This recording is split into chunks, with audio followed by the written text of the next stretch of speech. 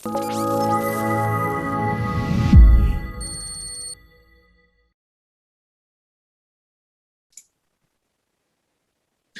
Pete. Good to have you on the show. This is the Data Storytellers, and we have Pete Williams today. How are you doing, Pete? Oh, I'm good, thank you. Yeah, looking forward to chatting.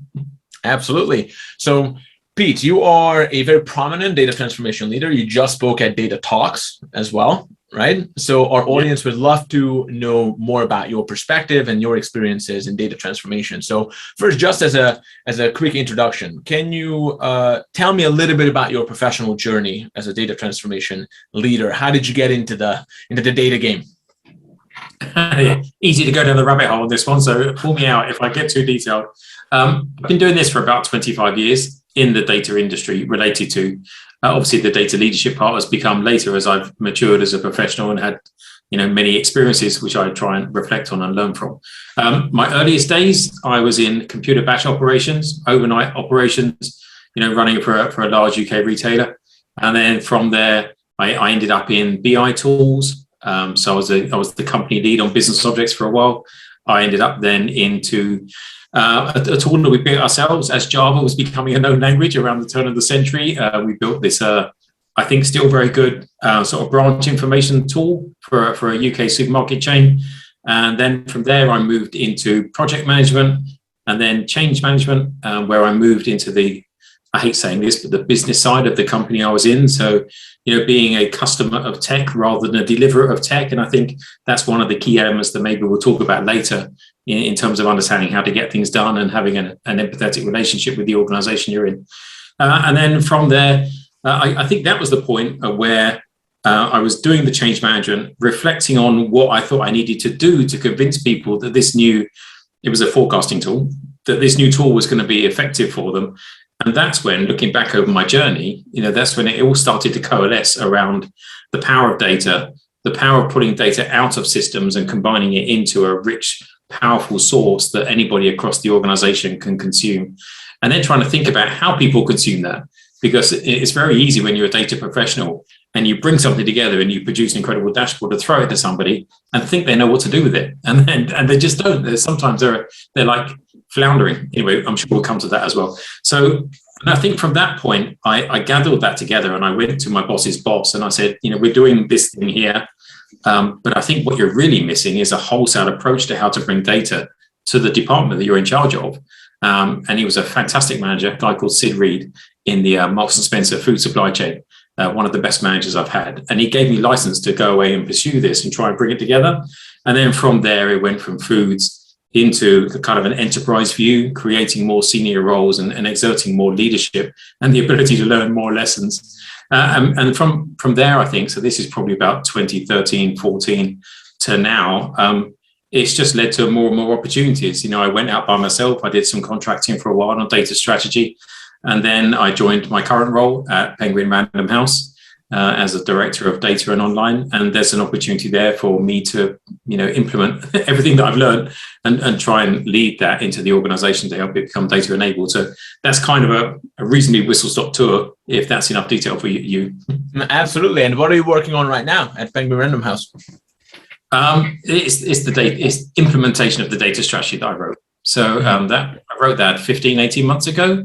And then January 2021 was really the opportunity to turn that strategy and that approved business case into delivery. So we've been implementing 7 new tools, a totally new cutting edge modern data stack, all cloud focused, cloud first, and looking to replace all of our on-prem sort of databases and our traditional reporting tools with a whole new suite, and also bring in new people into the team who have used these tools in the past, have an appreciation of the different use cases that we can go after and the different ways of working, agile and product management, as opposed to a very traditional IT, requirements documentation gathering, and then, come back in a year when I built this thing.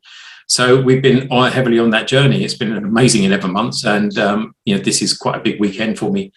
Just coming up now with sort of a final migration of some of these products into I guess, production use from sort of a beta state.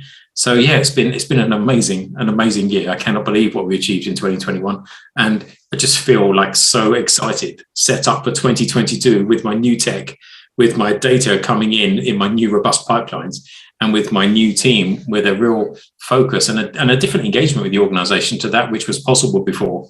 I hope I'm not speaking too soon, but it just feels like 2022 is going to be an amazing year for the data team. Excellent. What are you most excited about in 2022? What do you see as, being like a changed context now from 2021? I think the significant thing for me is the ability to deliver on I'm going to set enormous expectations now as nobody listens to this, is deliver on the dream of data. And the reason I say that is the team that I took over was a BI team, and it was producing essentially sales and finance reports, like so many of these teams are in large organizations. But I really wanted to do something different to that and being able to bring data to the rest of the organization. And, one of the lessons I've learned is how easy it is to build an incredible rearview mirror, write a lot of statements which really document the past and they're no use to you going forward. And how do you change that into a view where actually you're set up to answer questions, and your job then is to inspire questions from the organization around you, and your flexible, adaptable, highly performant new data stack should be able to answer those in a way that they can use and consume and make better decisions for. So I think because I regard data as kind of the horizontal golden thread, it goes through the entire organization. You don't, if you're doing it right, you're not stuck in one vertical, you're joining the entire organization together. So joining all these things up, I can work across the organization. I've got better technology that means I can have reasonable, realistic conversations that I can do something as opposed to documenting pipe dreams, and new people and a new style of engagement. It feels like the opportunity to help the entire organization is there at my fingertips. And the opportunity now is to come up with the correct sort of prioritization forum where senior leaders of the organization can kind of look across the opportunity use cases and decide which one we can work on, which is very different to the old world of just producing, straightforward statement reporting around sales and finance, as I said. So that's what really excites me, that we can play a key role in helping any part of the organization get better. It sounds like you've done an amazing job of getting to this point, and it does sound exciting just moving into the new year. And what were the biggest challenges for you during this transformation so far? What were the bottlenecks? I think challenges are always the same. It's helping people understand the value you can bring. What does data mean?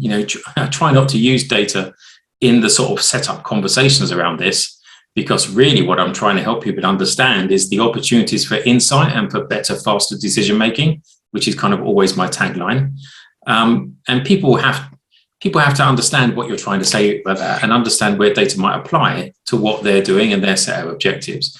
So, the first port of call is really to try and get into somebody else's shoes, be a bit empathetic, understand the drivers and the objectives and the strategies of the organization and the departments you're trying to help, and then work out how what you're doing can support and drive that. So I think that's job one.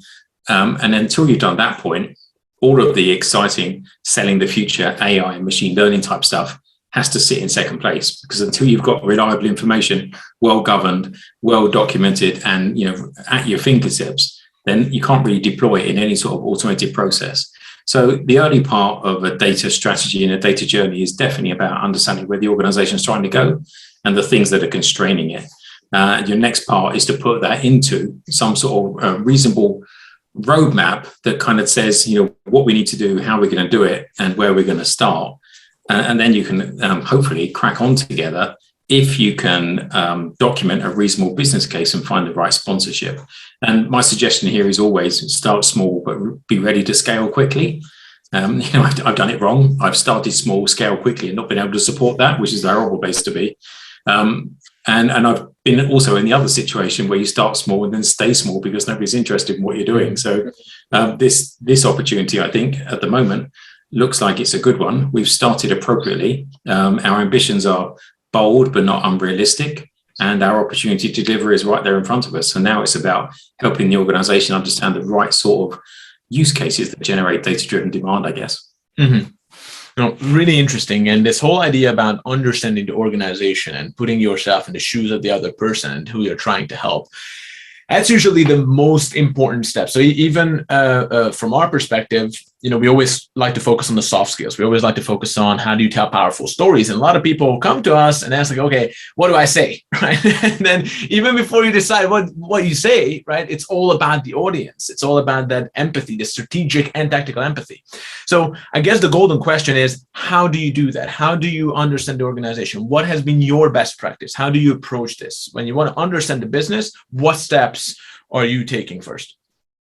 And of course, let's just say right now, this is not the same for every organization. Mm-hmm. So let's look for some sort of generic pointers here, because if you try and go in with one framework, one of the dangers of frameworks is you've only got one way of engaging. Mm-hmm. And if that doesn't work, you're kind of lost. So I don't rely on a framework. I try and rely on my experiences. And do you know what? Some of the best examples I've had are of really strong software salesmen coming to me. Some really fabulous guys. There's a guy at Salesforce now who wasn't when I first met him. And they would come in and demonstrate like use case opportunities based on values in our AGMs and our sort of corporate accounts that I'd never looked at because I was an employee. But, how you can turn a story out of your declared numbers. And I was like, how do you know this stuff? Where's it coming from? But it's because that's what they're taught to do, is dissect the external view of the company and then overlay their opportunities. And I guess I try to learn a little bit from that. That there is documented information. There are strategic documents inside an organization. Not always easy to find, but there are. And your job, I think, is to make sure that you're finding an opportunity that aligns to those.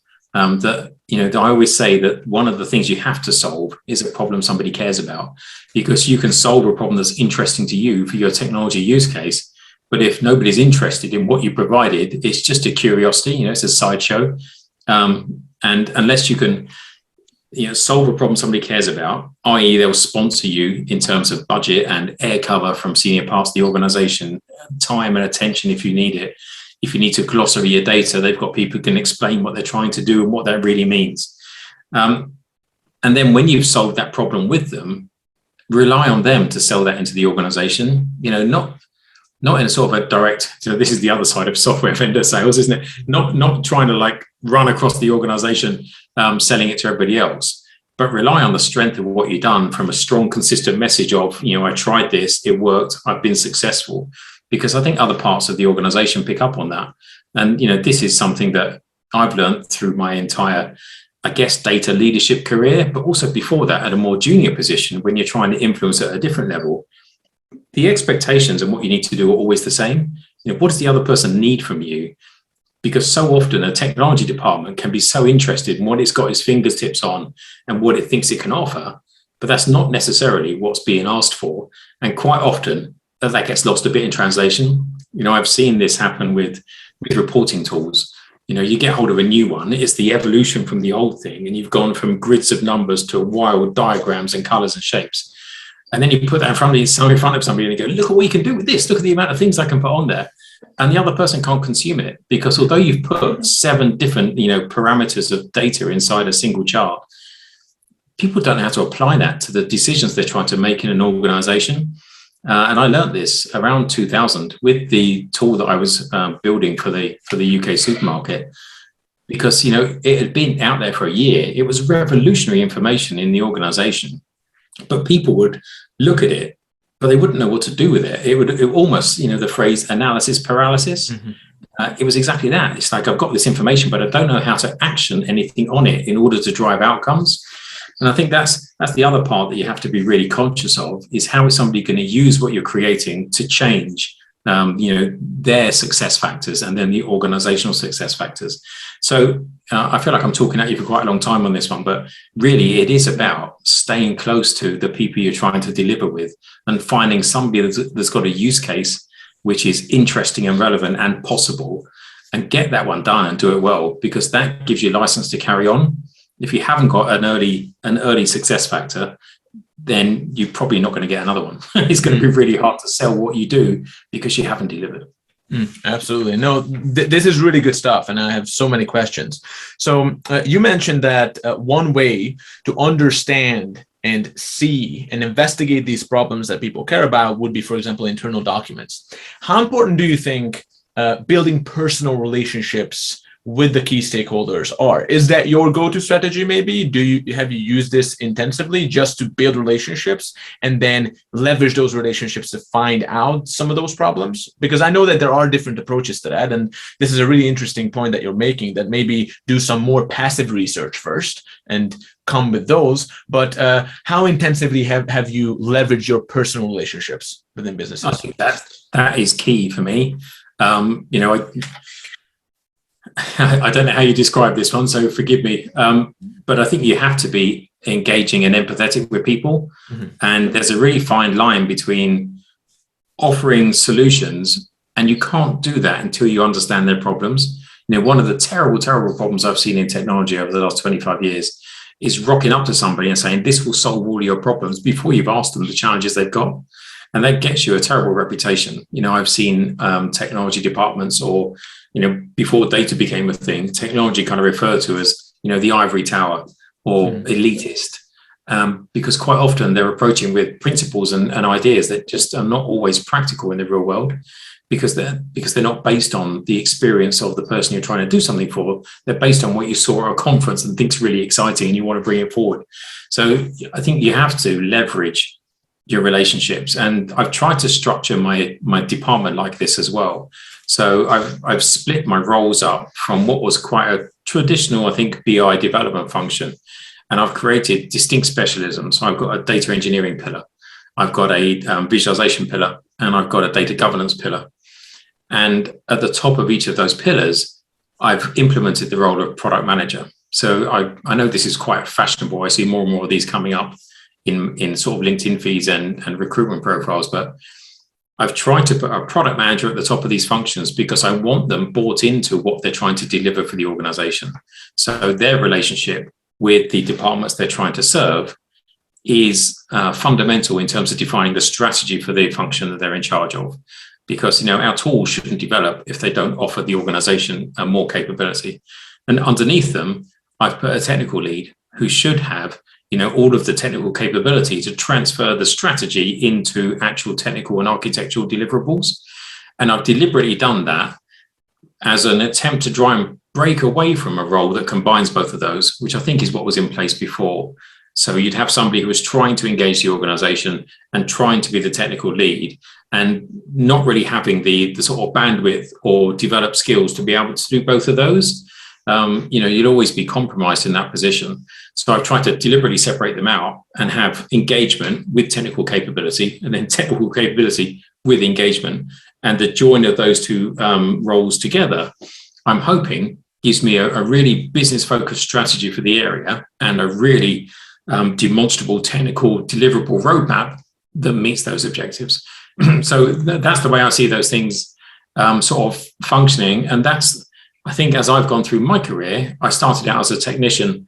I rapidly found out that although I could do the technical stuff, I was a lot more interested in the outcomes and the strategy. And I pushed myself towards that.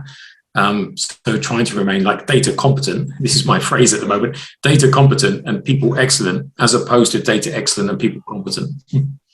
This is really good. I'm writing this down. So staying data competent and being people excellent. And an interesting question. So just so I understand it correctly, so your product managers are basically translators between the business needs and the business and the technical teams, right? Yeah, that's right. Yeah, the technical team reports to them, and the business related strategy, what we're trying to help the business do, is what gets translated down into technical deliverables. That's exactly right. Okay, fantastic. And then how do you prioritize who you need to speak to within the business? So why I'm asking this question is because when you're another question I will have is definitely about what kind of questions do you think are best to ask. But first of all, when you draw these boundaries and you set these priorities, amongst those priorities, how do you decide who to speak to? Do you have a go-to strategy with regards to that? Not at the start. I think at the start, you should talk to everybody, get a really rich understanding of the whole environment that you're in. I mean, if you're joining a team which has got some key relationships, owns some key systems, or has some key deliverables, then, I mean, obviously you've got to really understand what those key relationships are all about and understand those particularly more than necessarily some of the others. But at the end of the day, I think getting the widest picture is what's important. And I say that because I refer back to that data is the golden thread thing that I talk about, the horizontal join, because quite often businesses are so engaged in delivering superbly within their own vertical silo, within their set of objectives, they don't necessarily see or understand the impact that they have up or downstream of them. And I think your opportunity as the data person, where you've got hold of the thread, you're not tied to a department, is to look at where that external influence might actually help you. So is there a step further up or downstream, or maybe at a tangent, who uses data or has some information that could inform what you're trying to achieve, and that just hasn't been visible before, because data isn't something that you can see until it appears on a screen somewhere. But we know that it's the invisible sort of DNA of the organization, and sometimes it's the person who's specializing in data who's able to spot those and bring them together. So I think you owe it to yourself to try and meet as many people as possible and understand how that map might join up. But some of those people you might talk to more often than others. Very interesting. I will have a more strategic, big picture question about people excellence, as you said. But before we go there, just a little bit of a tactical insight there. I'm not sure if you have a specific approach to this, but once you find that person, once you find those people who you think are key players, right? How do you approach them? Because there are different schools of thought in this too, right? But how do you approach them? How do you reach out to them? And how do you approach that conversation in general? What kind of questions do you ask them? I guess open questions, if that's not too easy a cop out, because what I'm trying to understand is, what their objectives are, and what are their constraints to being successful. What are the opportunities they would like to go for and just can't? Particularly, what do they know about their customer? The person who takes services from that person or that function. What do they want to know about who consumes from them? And I guess from there, it all spins out. I'm trying not to sit in and offer solutions. Certainly in the first meeting or two, I'm just trying to get to know the person and trying to be a counselor. I don't know if that's the right word. I hope nobody ever listens to this podcast. But really, I want people to feel like they can offload onto me. And some of the best data workshops I've held are the ones where you just say to people, here's some Post-its, here's a whiteboard, just put up there every single frustration you've got. And then, the sort of typical Post-it exercise of boiling that down into genres and themes and groups, and then drilling down into the ones that people say are the most important to them, can get you a long way towards trying to work out what you could work on first, and whether it's worth working on it, and whether it's feasible to work on, because there's no point chasing something down that's not feasible as your first opportunity. So I guess open questions, listening more than speaking. I think you have to establish a little bit of credibility if you can. If you've got some experience in the space or you've seen something similar, it's helpful to just, I guess, show that you understand a bit of the language that's being used. But if you don't, then don't try and assume. I'm a terrible assumer sometimes. Sometimes I join dots that aren't there. So, I have to back myself out of that and make sure that I'm really listening properly in order to try and string this together. And I would also say, don't try and hold that relationship only to yourself. I talked about these sort of strategic engagement roles, the product manager roles that I'm creating in this team based on my experience of, previous operations. And so I don't want to hog a relationship. I want these people to be able to engage in those conversations as well, because at some point I will be a blocker. But these people will be the ones who are actually trying to deliver what's being talked about in these conversations. So I see myself opening the door, getting the sort of relationship and I guess the data function onto the table, and then trying to bring other people in who can actually start to hold the more detailed conversations and have a more frequent communication set, because they'll be owning the delivery of the items against them. And at this stage of the whole process, how important, from your perspective, is the building of trust, right? And just the question of trust comes up a lot during our conversations, also at our virtual roundtables. And speaking of our virtual roundtables, can completely relate to this therapeutic effect of people just being able to share, right? It's full of positive emotion, and it actually kind of leads to the establishment of trust as well. But if you have a few thoughts on the importance of trust and how you leverage trust over your career, that'll be very helpful. Yeah, I mean, it's interesting you mentioned that about the roundtables. We've had some people walk out of these data workshops, and these were cathartic.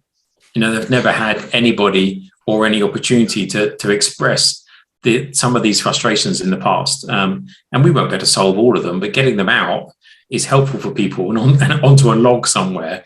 And it's surprising actually how often what you spot is very common themes across the organization.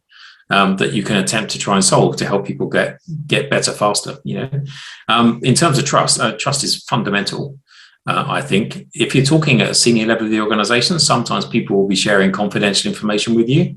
So if they don't feel they can do that about their strategic plans or what's really holding them back, then you're not going to get the answers you need to be able to help that person. So, there's an establishment of trust there.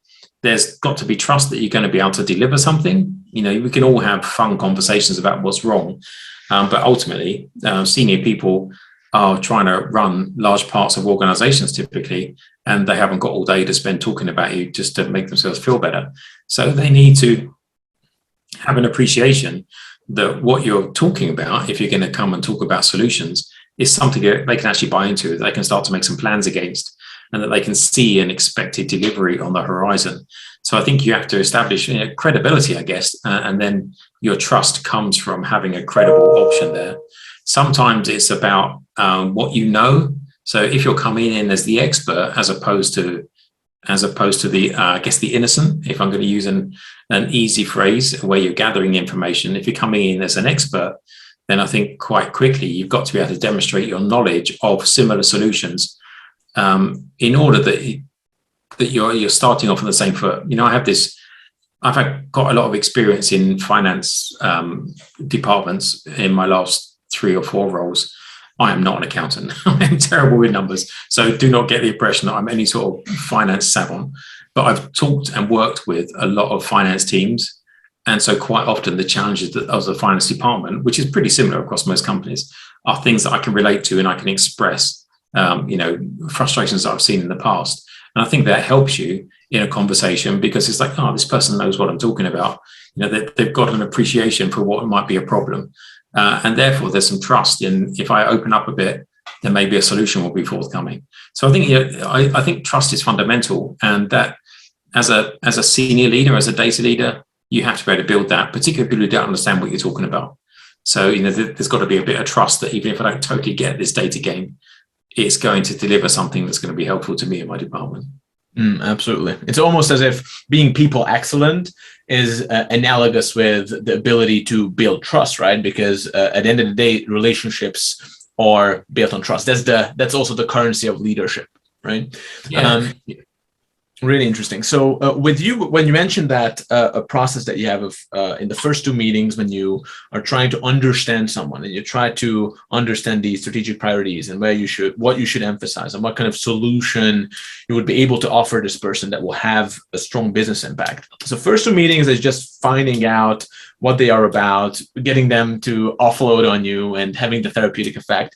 So what happens after then? So when you are trying to think about the solutions that you want to offer them, what is your process in that, and how do you propose that? And I'm trying to maybe hear some of your insights about storytelling and presenting the solution, right? Yeah, that's a much harder question. Presenting the solution back.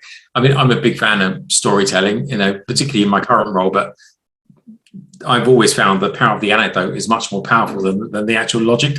Mm-hmm. If you can say, oh, but do you remember when this guy did that and it cost the company X? That resonates through history in an organization so much more than a spreadsheet that showed a 3% improvement. So, I'm a big fan of storytelling and anecdotes. I guess when I'm trying to do what you're asking there, I'm trying to play back what I've heard. Mm-hmm. So, one of the key things I think is, we've spent some time together. You've expressed frustrations. You've looked for a solution that might come from a data system or system again. And from that, I guess you're trying to play back the thorough understanding of what they said to you, an appreciation of how that lands in what's possible, and then a potential roadmap on a way forward, and then an outcome that you can try and achieve together. Because, this also works for me, because if I'm going to be able to generate investment from the organization, they need to see some demonstrable outcome. They want to see a measurable, deliverable benefit at the end of it. And the storytelling has to lead to something like that. I remember being at a large presentation a number of years ago now about all of the sort of most significant organizations in the world that we all know in the tech space. And the sort of J-shape they've all gone through in terms of their organizational growth as they've understood what they're really about, and they pivot, and all of a sudden it all takes off because they finally understand their why, and then they're smacking off through the atmosphere and devouring the world. And I think one of the large organizations talked about where they'd engage Pixar storytelling to try and find that pivot. And for me, that was a really powerful message because it kind of expressed that all stories have a pretty common framework. And I used this in a presentation recently. I don't think I did it justice, to be honest with you. But you need to be able to express that story where there's a shared appreciation of what the problem is. There's a plot that kind of takes you through a solution, and then there's a happy outcome where everything's resolved and people walk away in great success. Set you up for book 2. And I think when you're doing that, that's kind of how you need to present what it is that you're going to do with the department that you're talking to, because they need to agree to common ground, understand the challenges together, sort of go through the challenge, the Kubler-Ross change curve, the bit that's really uncomfortable down the bottom, and then come out and see the success factors in the end. So I do try and play back consciously into that sort of shape of a story. And I think that's how all strategy decks have got to be written. Where do you want to be? What's stopping you get there? Here's how we get there, and then get there together. Fantastic.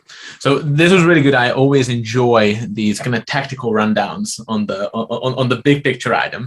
And now maybe taking a step back. So something that's always being thrown around and talked about, right, is data-drivenness, how to create a data-driven organization and how to instill a data-driven culture. Now, what we've observed over the years that oftentimes, unfortunately, these phrases can almost lose their meaning, right? It's almost like a lot of people are chasing a mirage with these. So you are the expert. It's a simple question. It might have a difficult answer, but what is data-drivenness from your perspective? What is a data-driven organization, and what does it mean to have a data-driven culture? Data-drivenness is a new one on me. And if I could just sideline briefly, sure. I think what gets really painful is when people start trying to dissect the phrase data-driven. It's not really data-driven. Maybe it's data-enabled. Maybe it's empowered. I think at the end of the day, what you're really saying is the organization that you're trying to help understands the power of measurement, of easier access to more information in order to make better, faster decisions, and therefore in order to achieve strategies and growth. And all you want is everybody in the organization to be able to do that. And I think the key things are understand what the sort of breakdown of roles inside the organization and what each of those roles need to be able to do. I had this model called the epic pyramid in the past, where and I'm not trying to get it right. I think I had experts at the top. It was a very small number of experts in the organization who need to be able to create information, from new disparate sources, possibly from outside the organization. And I think that's where data science really comes in. And that's what I was trying to introduce to the organization at the time. And then I had sort of power users, sort of second down. So people who are really powerful with the current information set, joining sets from across the organization. And then I had an I'm trying to spell it out, EPI. So they were information users, and they were people who were typically just refreshing information sets. So being able to understand what they wanted, where it was, but how to get to it quickly. And then a large scale C at the bottom, which is the mass of the organization, which was what I call consumers. People who need to be able to access and read information and act on it, but they're not trying to change it in any way. And the reason I created this model was to try and understand the training needs of the organization. How many people was I expecting to be in each slice? And what did they need from me in order to be able to be successful? And from this, I was trying to generate data literacy. So it was clear to me that the consumers are most of the organization. And let's not assume these are junior people, because actually I think most senior people right at the top are actually consumers in this model, because they're not sitting there writing SQL or Python at their desk. while the organization around them is thriving. These people are out there making decisions and talking to people and trying to understand the bigger market picture. So they just need access to information. And in the same way, the pinnacle of the pyramid, the data science people don't typically need to be at mass across the organization, because the models and the experimentation are small and service the organization. So out of all that, understanding those different layers, I think you can then understand what you need to bring to each of the people. And do they need technical training? Do they just need to know where to go to find data? And do they need to know how to understand data if it's presented in different ways? And I think this is where data storytelling joins up, because if your expression is through a modern visualization tool set, then it depends who's building the report for you. But if they've gone for a scatter plot or a histogram or a Sankey chart, knowing how to interpret that and see the message within it is a challenge for the consumer of that. And I had this phrase a while ago, which was, and I may not be paraphrasing this quite correctly, don't try and get people to make data-driven decisions. Because if you rock up to somebody and say, I'm going to help you be data-driven, they'll run a mile. But your job, I think, is to understand the questions that are being asked, understand the data that you've got available, work together so that actually data-driven decisions are actually common sense. Because what you're really trying to do is codify the decisions that somebody would take when they get the data into the tool set, so that you're shortcutting the analysis part and giving people the common sense decision to make, which might be, here's the hole in the market. That's the product I need to sell next. This is the price I should be charging. And everybody wants to get to that point where they're an expert commercial professional, but they've all got their own methods of doing it. And this is why sitting alongside the people you're trying to help and watching how they make decisions, and then bringing that back and build it back into the tool set, using the power of the system and the power of data to then feed them back the answers, so that they don't spend their time with a ruler and a pen and an Excel spreadsheet trying to take numbers and combine them and do something else with it. The answer is there. And as you become more sophisticated, that comes into exception reporting, so that you only see the things you need to work on. And if you get it really good, it comes into predictive reporting, where you end up saying to people, this is what's going to happen next, or this is what you need to do next in order to drive something. My dream is to come to offer somebody a system where they can kind of type in, I've been given a 10% sales target. What do I do? And using the power of machine learning over, historical data, you've got three options. One is to set a price increase of this much. One is to drive volume, so the price has to be this, but you've got to sell this many more. Or you can undertake a marketing campaign like this one you did in February 2013, because that drove sales by 12%. You can probably get to 10 from that. And being able to offer out a series of solution scenarios, which will only come from understanding what people have done with the data in the first place. So I don't know if I'm answering your question. I'm having a good time talking about it. But I'm having a good time too, and absolutely. So you've been answering, because the question, and it's a surprising situation that when we ask data leaders, these big companies, what is data drivenness, or what does it mean to be data driven, right? We actually get a lot of times different answers, right? Yeah. So this is great. So you actually broke it down quite well in a very granular way of what does it mean to be data driven and how does it look like. What do you think are the biggest challenges for leaders today, right? When you try to achieve that, what do you see as the bottlenecks, the main points of friction in achieving that? One of my biggest personal problems is the weight of expectation. Because I'm quite passionate about my subject and I like to evangelize on it, I can set up enormous expectations that can be challenging to deliver, either through time or just resources or whatever it is. You have to excite enough to get going, and then control enough not to be consumed by not being able to deliver against the incredible excitement you've generated, because it quickly fades. And so you need to be able to keep that excitement level high while you scrabble around for the answer and get people underway. So other challenges, I think it all comes down to relationships and expectations, in my opinion. Is always about, have you found the right people? Have you understood the question? Have you found something that they care about solving and that they're willing to put time into solving together with you? Can you solve it? Do you have the right people? Do you have the right data? And can you get going? Can you answer the question? can you deliver the solution in good time? And can the person make a difference with it and then be willing to sell it on your behalf at the back end in order that you can go again with another part of the organization? Because it always has to turn into a flywheel. You know, I've experienced this in a couple of different situations where you get going, everybody's excited, but rapidly, you know, your expensive new hires from the new sexiest job of the 21st century end of the market, where salaries are going crazy as they are right now for data engineers and data scientists, you quickly become a very visible item on a balance sheet somewhere, and people start saying, what am I getting for this? And so you have to be able to track your value and drag benefit from the things you're delivering, and being able to show that, you know, this is the value that having this capability is adding to an organization. And it's a really challenging thing to do. You know, I've seen a number of different people attempt to have a go at the value of your data as an asset, or putting an asset value against your data pipelines and things like that. It's really challenging. And people don't necessarily see it as real science, as real accounting, because you're kind of making stuff up. But you genuinely have to be able to demonstrate the value you're bringing, because at some point you could well become a target. And how do you go from a cost center to a profit center? You know, delivering value is a challenging thing that's on your neck as a senior leader, I think. So that's another challenge, is how to be obviously adding to the organization and not become a drain on the organization.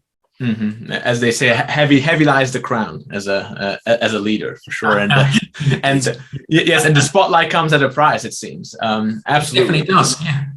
And from your perspective, so that there's this question about, okay, so I'm a leader, I kind of understand the priorities, I kind of have a tactical roadmap even to reach out to the right people, ask the right questions, like present the right solutions. If we take a step back and we actually focus on you guys as leaders, one thing that kept coming up during even our roundtables and also during these podcasts are what we call the cardinal virtues of the data leader. You know, it's like an old concept, you know, going back to hundreds of years, the question of virtue. But what we found is that virtues tend to be very practical. They have immense practical benefits, right? So if you just reflect on your own career, the people that you worked with, people in leadership positions who had this kind of leadership gravitas around them, and you know, things just tend to happen. They are pleasant to be around. People tend to follow them. What kind of virtues emerge in your mind when you think about the ideal data transformation leader? Are there any qualities that come to mind? I think there are some data qualities, mm-hmm. and there are some leader qualities, mm-hmm. But I don't think the list is extensive. Mm. So, you know, I've already used my phrase data competent, people excellent. So I think the first thing is, to be a data leader, you don't have to be a data rocket scientist. I mean, you can be. It's not a barrier to entry, but you don't have to be. It's more important that you understand the power of data and something about how you gather, assemble, store, process. You know, ELT versus ETL. Just these concepts have to mean something to you in order to have a realistic conversation with people. But I don't think you need to be sitting there coding every day to be a data leader. I think if you are, then maybe you're not finding the time to do the other things that a leader has to do. I think out of that, you know, having dealt with data, I think one of the benefits that I talk about and that I feel I've got, you know, I talked in earlier in this session around change management, and really being able to understand that the change curve, the concept of change, what it means to people, how you shift culture, what people are going to feel about it, how you deal with that, the nature of your communications, and the importance of talking to people. And I found is not leaving gaps, because I never quite understand this. And I've seen this so many times in the past. An organization will trust its people to make multi-million-pound decisions on a daily basis, but then it won't trust them with quite simple concepts that they will be able to join the dots on, but you're not willing to fill the gap in for some reason that you just don't want to share that information yet. And when you're in that situation, all of your smart people are joining those dots for you. You know, they're doing this in their head. They know exactly where they think you're going, which may not be the same place. But if you don't understand the journey that they're on, you won't be able to bring them back to your journey, or doing so will be incredibly painful. So I think to be an authentic leader is to talk as much as you can about the plans you've got in as much as you're able to do so, but be clear and open and I guess consistent with the people that you're working with in order to get to that point. So, data competent, I think, having transformation experience, because leaders are about transforming, they're not about line management.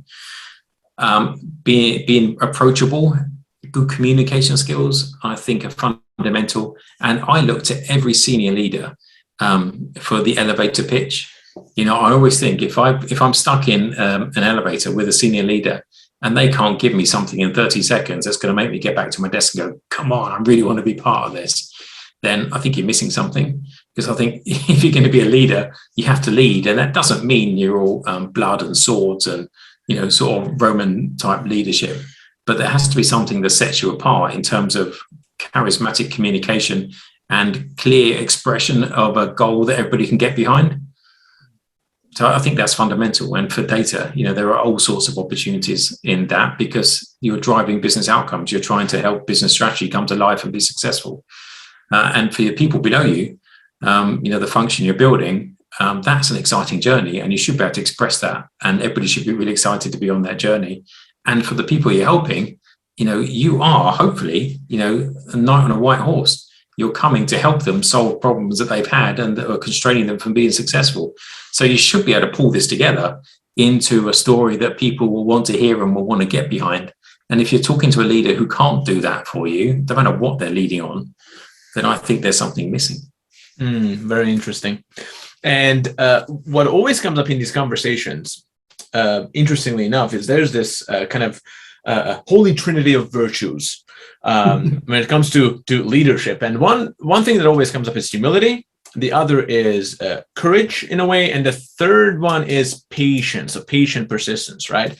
And not necessarily in a way that, oh yeah, you need to be the most humble person in the world, or you need to be, the most courageous leader, but that those are very important kind of elements of leadership. And then everyone's personal makeup determines their own leadership style, right?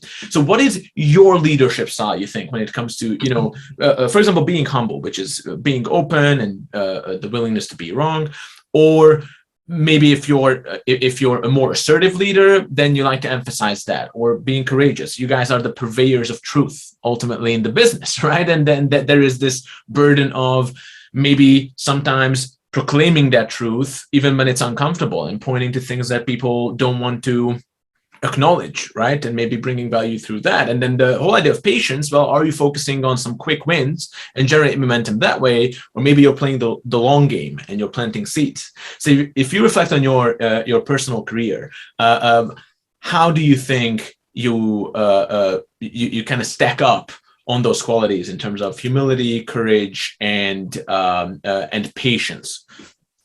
Wow. So I'm self-judging myself against three big principles waiting to be jot down. Good question. I mean, I've been called courageous, in those sort of team workshops or sort of skills assessments. I've been called courageous around data, simply because I believe that you have to be persistent. And going back and trying to resell your message can, in some people's eyes, be seen as courageous, particularly if you've been slapped down.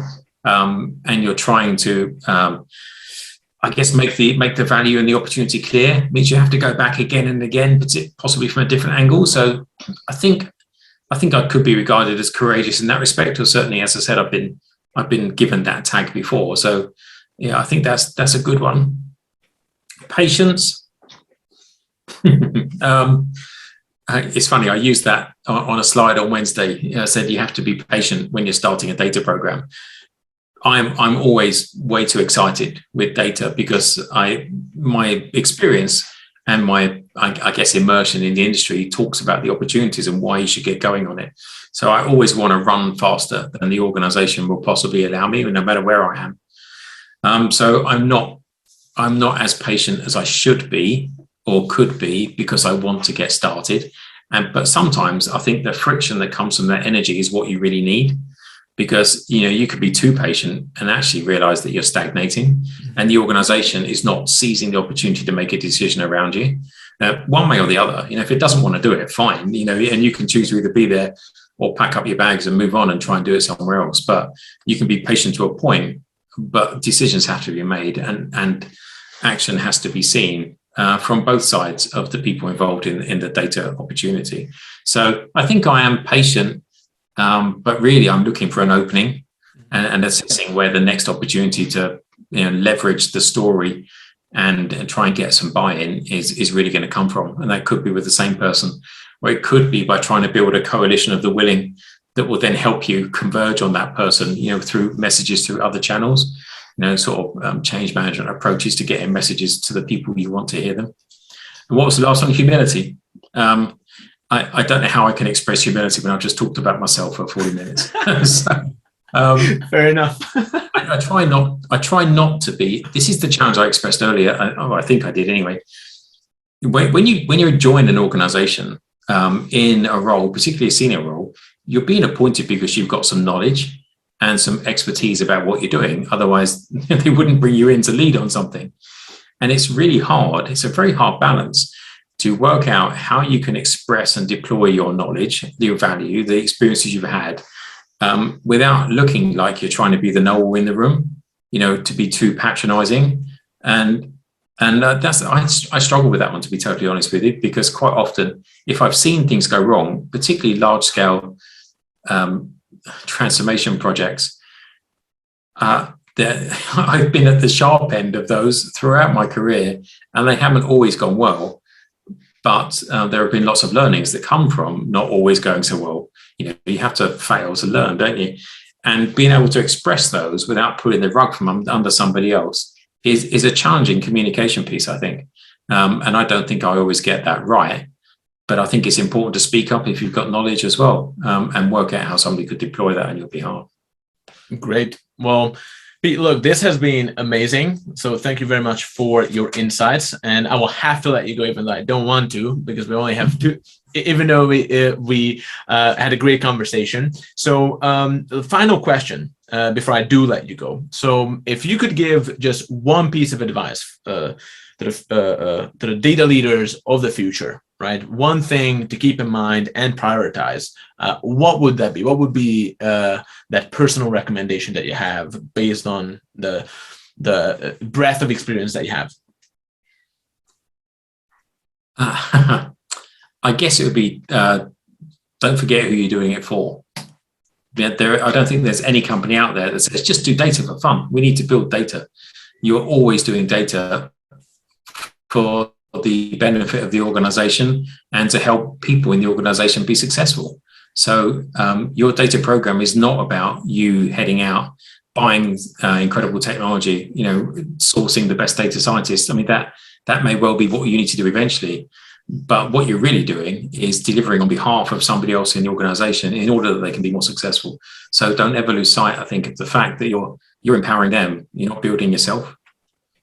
Fantastic. Well, thank you very much, Pete. This was very informative. I took a bunch of notes, and I'm sure our audience will learn a lot from this conversation. And we hope to have you back on the show at some point. Thank you very much. Let's see how it goes.